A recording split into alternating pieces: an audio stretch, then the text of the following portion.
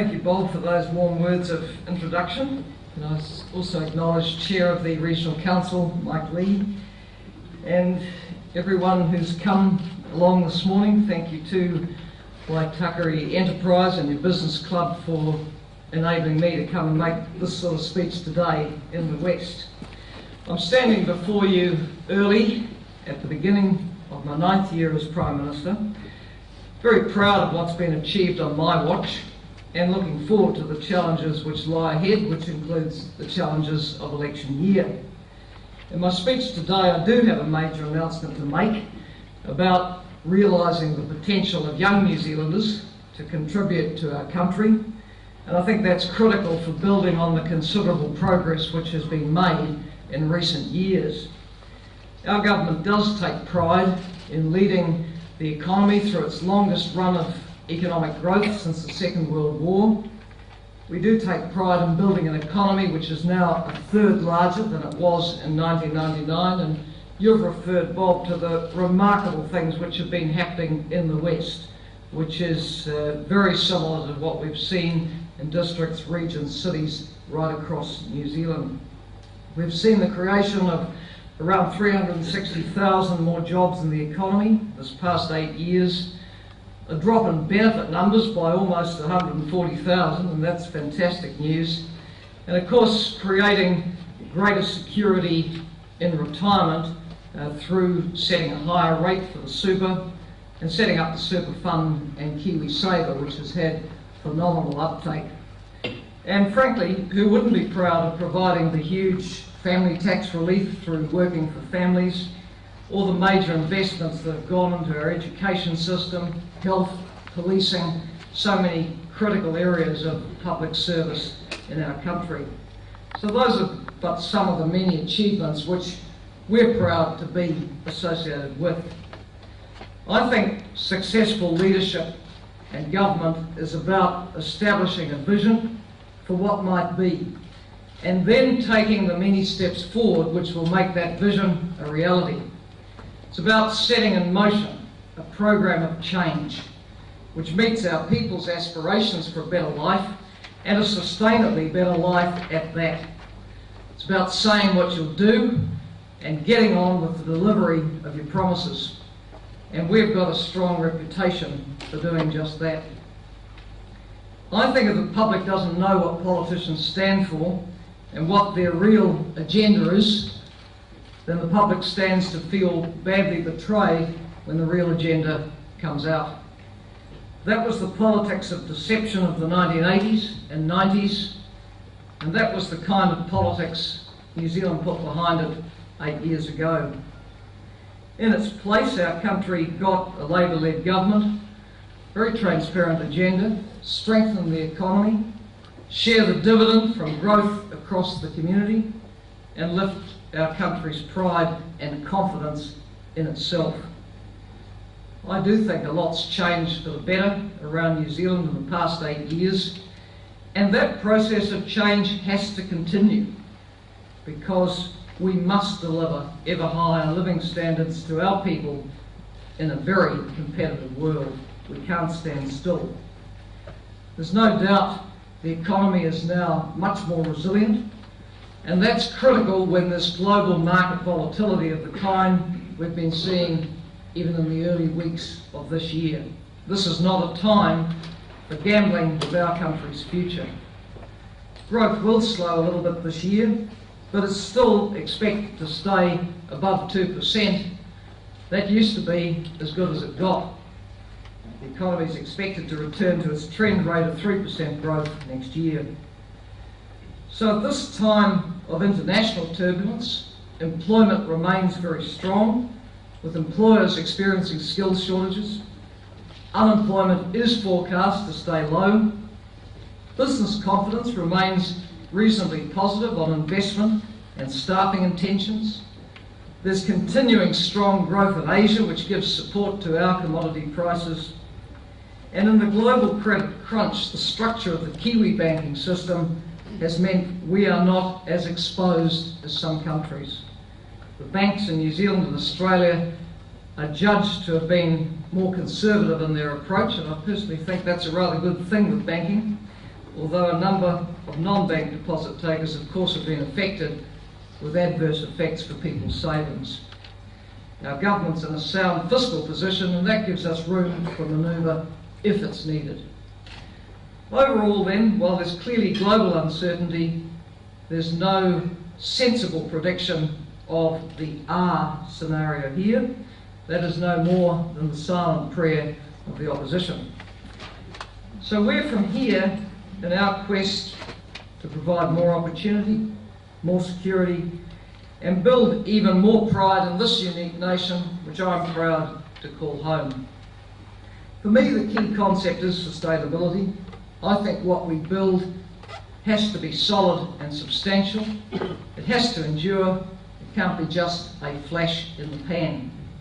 And that applies across the 4 pillars of sustainability: economic and environmental, societal and cultural, and they all reinforce each other.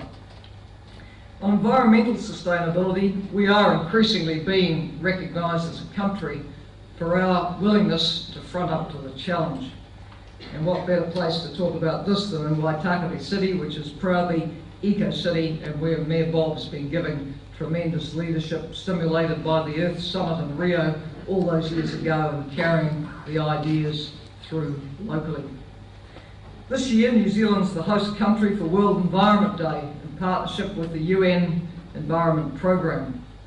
And our theme is kicking the carbon habit, and there's a real sense of urgency about that.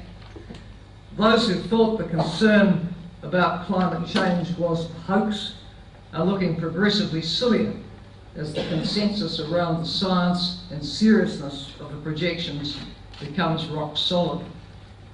In New Zealand, we have to act on climate change because we want a world fit for our children and grandchildren to live in, because we do believe in being proactively part of the solution to the world's problems, not a reluctant follower, and because it's in our economic interests to do so. I've said many times in the past year that New Zealand must be sustainable to be prosperous. The world's affluent consumers across both developed and developing markets are increasingly making ethical choices about the goods and services they are going to buy, and not least about what they eat and drink and where they travel. Now, those sectors make up a very substantial part of our foreign exchange earnings. So we have to be on the side of the angels when people are making ethical choices about what they purchase. The good news is that the Kiwi Clean and Green brand is a strong one, and that with government, business and community action, we can secure our future as a sustainable and prosperous nation. This year, the government's giving priority, obviously, to the emissions trading scheme, rolling out the energy efficiency and conservation strategy and measures, and rewriting the transport strategy with a focus around sustainability. Getting the environmental balance right is critical to securing the quantity and quality of life on our remote islands. But on its own, it's not enough. In government, we've got to be active on a lot of fronts to secure New Zealand's future. And I want to make some comments about economic and social sustainability. The truth is that New Zealand is still paying the price of past years of economic failure and harsh social policy. Broken families and shattered lives were the product of long-term, intergenerational high unemployment and deprivation. We do see the results of that in family, youth and other violence in the community. While the crime rate's been going down overall, violent offending's been going up. Today's young violent criminals are the children of the mother of all budgets of 1991. The magic wand can't just wave that away, but by giving everyone a chance to succeed and supporting the economy's potential to grow, we can, over time, make a big difference. On the economic front, our government's taken big and bold action, and there is more to come. We anticipate more growth and investment stimulated from last year's big business tax package, not least from the stimulus to business R&D. A high-value economy is driven by innovation, and we have plans to be unveiled this year which will see our commitment to innovation stepped up significantly. There's huge investment going into public infrastructure, across energy and transport, into power transmission and generation, and into roading, rail and public transport overall. Here in Auckland, the openings of new transport initiatives are coming thick and fast. Bob referred to the big hole being built at New Lynn. That's a critical part of our rail infrastructure. And next weekend we'll be seeing the celebration of the completion of the North Shore Busway, which is the closest buses will get to actually operating like a train and a railway, and it's just going to be making a fantastic difference to the mobility of people and goods in our city. And watch for an important announcement soon about progress on the Waterview connection, the critical part of the Western Ring route. Infrastructure in the 21st century includes broadband, and the faster and cheaper it is, the better for our economic development. We brought in the blockbuster legislation to encourage more telco competition. We're now close to finalising Telecom's undertakings on operational separation and its commitments on infrastructure investment. But more needs to be done on broadband too. We are encouraging private sector initiative, and we're looking at how the government could best exercise its leadership role. We're updating the New Zealand digital strategy with a lot of input from stakeholders, and more policy announcements will be made this year. Of course, an outward-looking economy like ours needs good market access offshore, and that's why a lot of government time is spent on trade policy. The biggest gains come out of the WTO rounds, and the Uruguay round delivered big gains for New Zealand. The Doha one has the potential to do more, but progress is slow. So we're making our luck, negotiating with others, especially in Asia and the Gulf. I do hope soon to be able to report progress with China, the most ambitious negotiation we've been engaged with to date.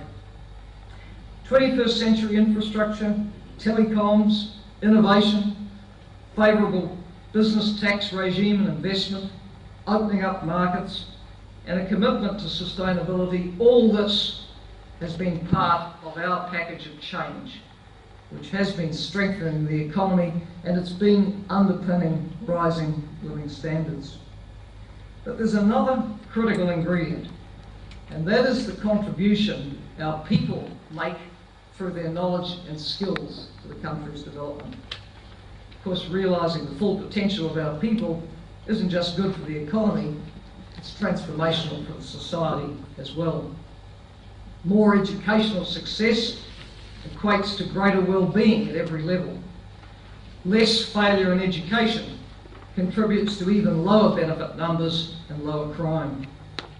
Investment in education is an indispensable part of building a sustainable New Zealand, and our record in education is a strong one.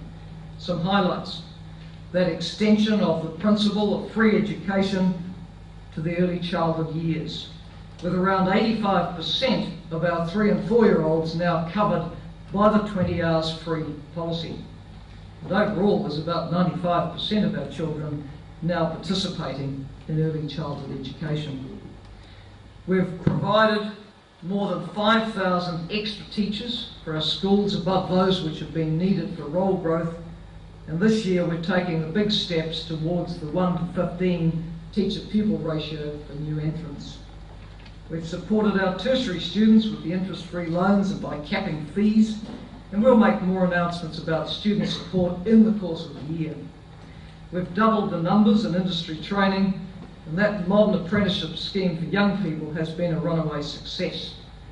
You know, by September last year, almost 14,500 had enrolled as modern apprentices, and that was well ahead of the 14,000 we'd planned for by the end of 2008, and close to 4,000 had actually completed their trade quals by last September.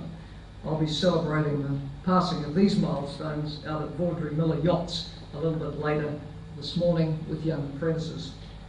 So all of this bodes well for New Zealand, but it's time to step up the effort even more to realise the potential of our young people. We think the obstacles to their development need to be identified earlier, that we need to lift the participation and achievement rates of our teenagers in education and training. Currently, around 71% stay at school till their 17th birthday, but that means 29% don't. Around 60% of our students leave school with at least an NCEA Level Two qualification, but 40% don't. Around half our current workforce doesn't have the education and skills needed to function fully in the knowledge economy and society that we're building. Of course, in a time of near full employment, as we have, those without qualifications are finding work. But a low skills base does stop us growing the value of the economy as much as we could, and stops us lifting our living standards to their full potential. So the announcements I'm making today are about next steps the Labor government is taking to realise the potential of young Kiwis, building on the already massive extra investment that's gone into education and training since 1999. On early intervention, next week, the Minister of Health and I will be launching the Before School Health Checks, aimed at all 4 to 5-year-olds. It's a big program, and it's based on a simple idea that healthy children are the most likely to succeed at school. This program has been trialled with very positive results. It's going to be implemented over 2 years, and fully implemented, the annual funding will run around $9 million a year. Importantly, the preschool checks will also aim to identify early that estimated 5% of our children who have conduct disorder and/or severe antisocial behaviour. The truth is that these children without early intervention can go on to cause considerable distress for society. Among them will be some of the next generation of violent criminals if we don't act. But early intervention is shown to be highly effective in boosting their life chances and saving the rest of us a lot of misery from crime in the future, and of course saving us the cost of their imprisonment. Now I want to talk about lifting the age of participation in school or other forms of training. We acknowledge that this is of critical importance, and we're announcing today that government policy going forward is for all young people to be in school or some other form of education or training or structured learning until they reach the age of 18.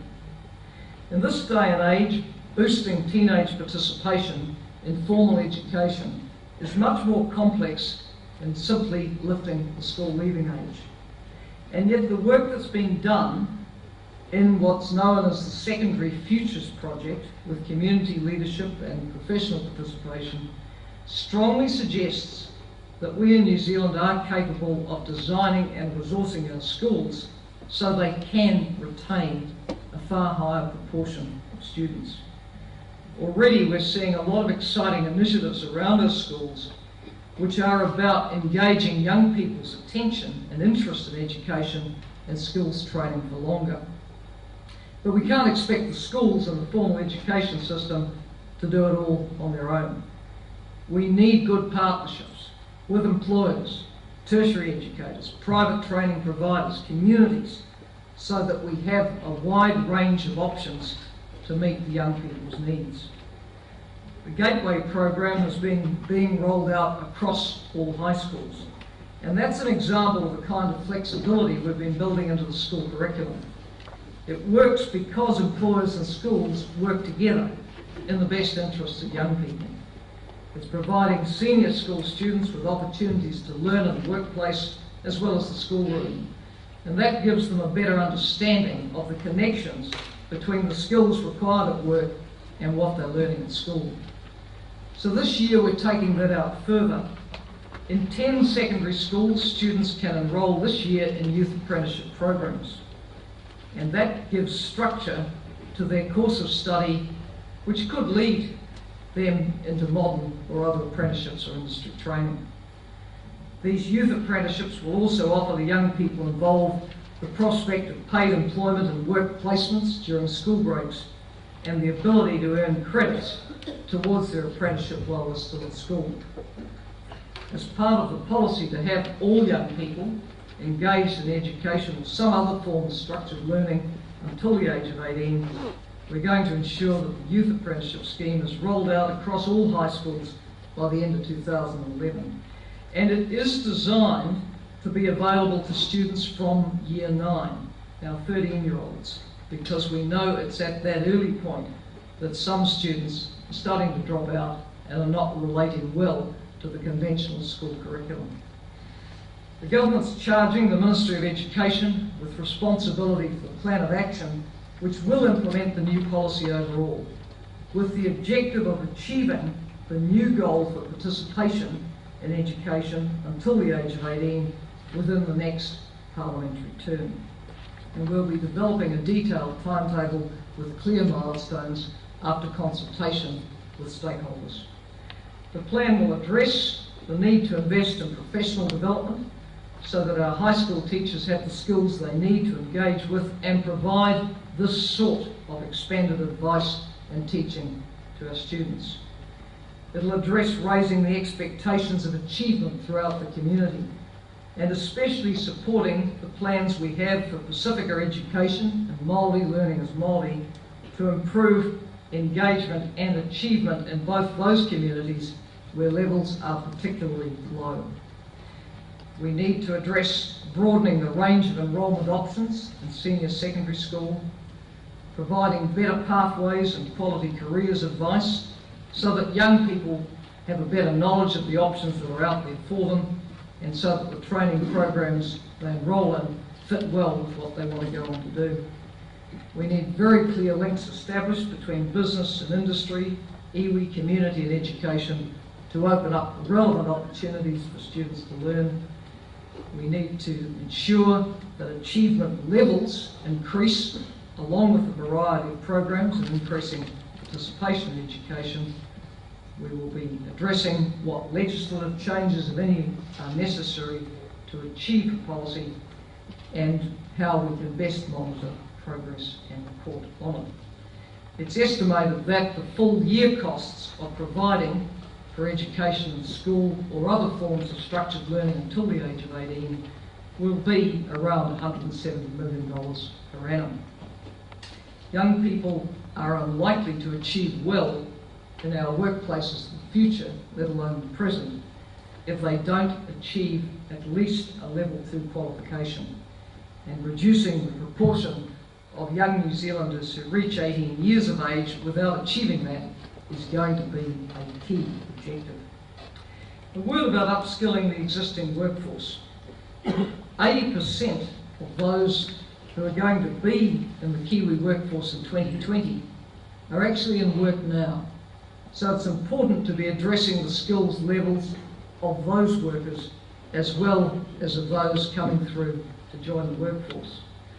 To that end, the Minister for Education, tertiary area, is making an important announcement today about establishing a unified skills strategy. And as part of that, Government, Business New Zealand and the Council of Trade Unions have committed to working together on a tripartite basis for a skills strategy to be rolled out across the economy. The strategy will be focusing on how we retain skills in the workplace, on better ways of measuring and valuing skills, and identifying the demand for skills and how to increase supply. While the strategy will apply across the entire workforce, there is a particular strand of work in that program which ensures that young people already in work are a primary target. In today's speech, I've focused very much on education and skills, realising the potential of our young people, and other key inputs into building economic, social and environmental sustainability for our country.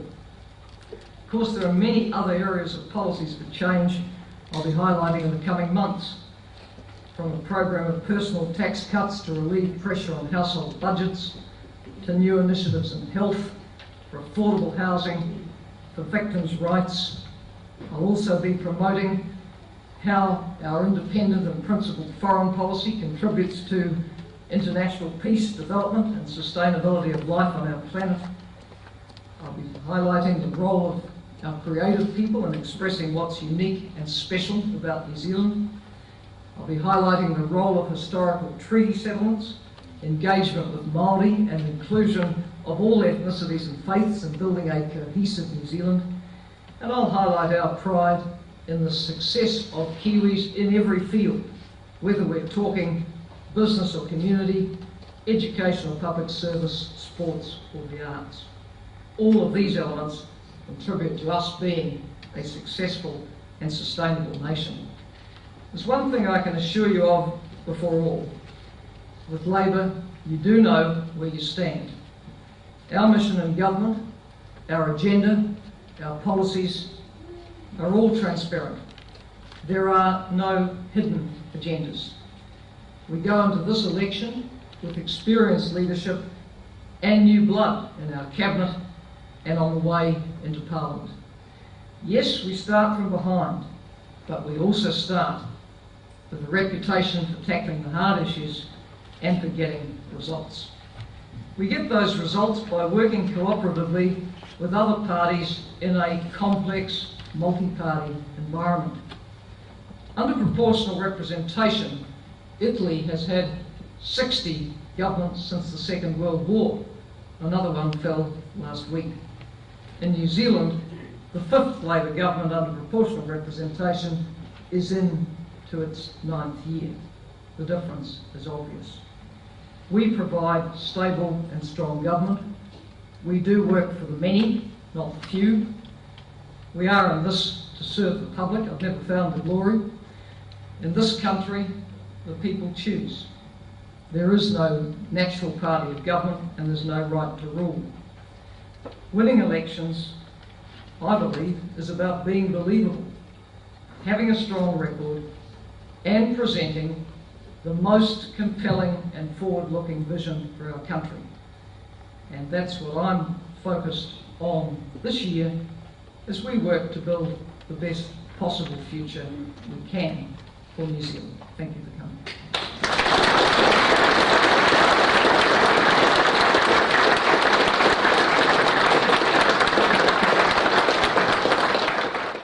8 years ago. In its place, our country got a Labour-led government, very transparent agenda, strengthen the economy, share the dividend from growth across the community, and lift our country's pride and confidence in itself.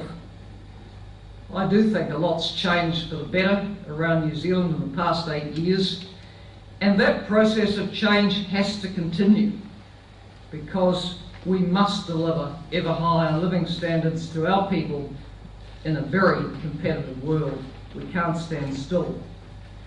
There's no doubt the economy is now much more resilient, and that's critical when this global market volatility of the kind we've been seeing even in the early weeks for what might be, and then taking the many steps forward which will make that vision a reality.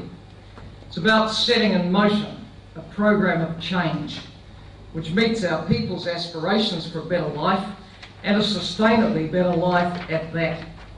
It's about saying what you'll do and getting on with the delivery of your promises. And we've got a strong reputation for doing just that.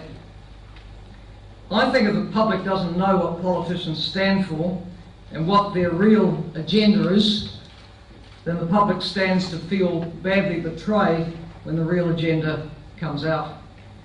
That was the politics of deception of the 1980s and 90s, and that was the kind of politics New Zealand put behind it.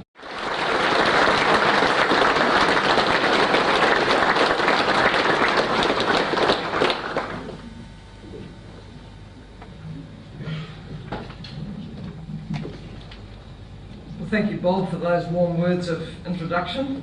And I also acknowledge Chair of the Regional Council, Mike Lee, and everyone who's come along this morning. Thank you to Waitakere Enterprise and your business club for enabling me to come and make this sort of speech today in the West.